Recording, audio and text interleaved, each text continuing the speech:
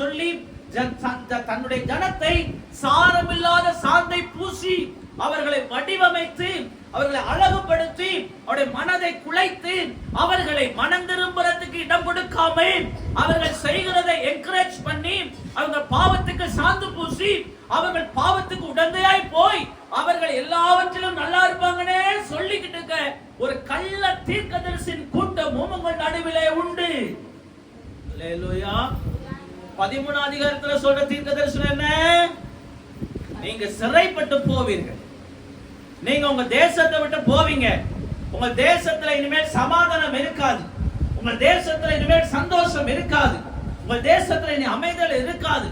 இதோ அன்று நீங்க செய்த அக்கிரமத்துக்கு நேராக நீங்க கலகவிட்டாக இருந்தபடினால் நீங்கள் இப்படிதான் வாழ போகிறீர்கள் என்று எசேக்கியா தீர்க்கதரிசி மூலமாய் கர்த்தர் பேசுகிறார். ஆனா ஒரு கூட்டம் வந்து சொல்லுது, தங்கள் இருதயத்தின் ஏவுதலினாலே அவர்கள் தீர்க்க தரிசனம் உரைத்தார்கள், அவர்கள் வனாந்திரத்துள்ள நரிக்கோப்பா இருக்கிறார்கள். அல்லேலூயா. எப்படி இருக்காங்க? நரிக்கு வேலை என்ன? அது வேட்டையாடாது, அது அன்றைய காவல் காக்காது, அது இன்னொன்னு சாப்பிட்டத பறிச்சுக்கிட்டு போயிடும், அதுக்கு வேட்டையாடுற குணம் இல்ல.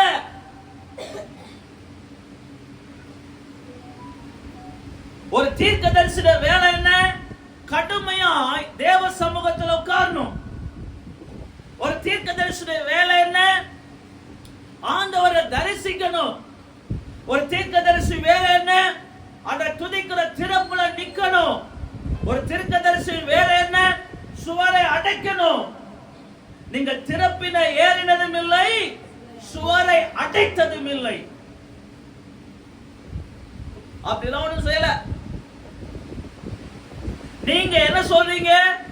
உங்க இருதயத்தின் ஏவுதலிலே சாதமில்லாத சாந்தை பூசுகிறீர்கள்.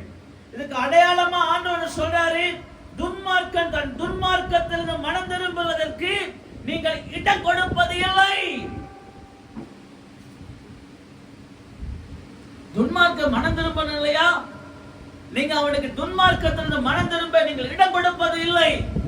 அவன் துன்மார்க்கத்தை பற்றி நீங்கள் பேசுவது இல்லை. அவன் பாவத்தை பற்றி எச்சரிப்பது இல்லை. அவன் பாவத்திலிருந்து மனம் திரும்ப வைக்கிறதுக்கு நீங்கள் அவனை கண்டித்து உணர்த்துவதில்லை.